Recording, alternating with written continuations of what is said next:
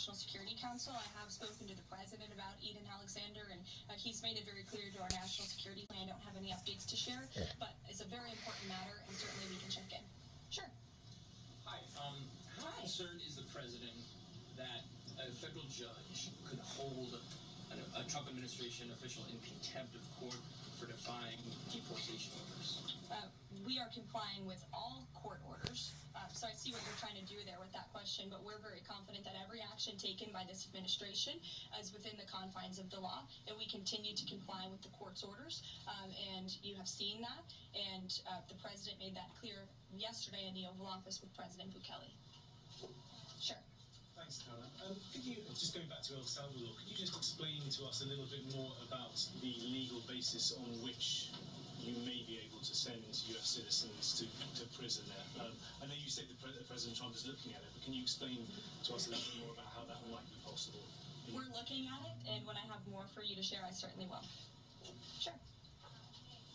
Still going off the El Salvador questions. Yesterday in the Oval Office, administration officials made it very clear that El Salvador is responsible for Mr. Alberto Garcia.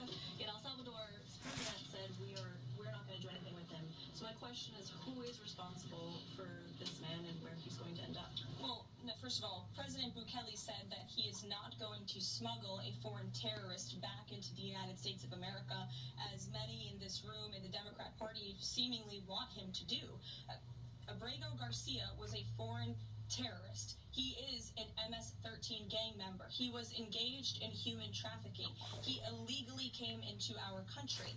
And so deporting him back to El Salvador was always going to be the end result. There is never going to be a world in which this is an individual who's going to live a peaceful life in Maryland, because he is a foreign terrorist and an MS-13 gang member. Not only have we confirmed that, President Bukele yesterday in the Oval Office confirmed that as well.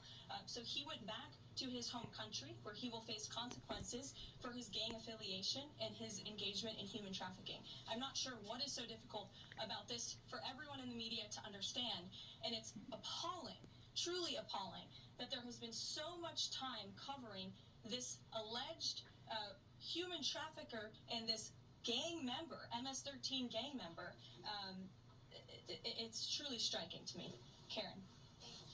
The president was posting on Truth Social today about helping American farmers. And last week in his cabinet meeting, he was talking about a plan to work with farmers to retain workers who are in the U.S. illegally, provided that they leave and then come back through what he said would be a legal process. Can you give details on what that would look like? How many workers he's talking about? How long a plan like that would take to implement?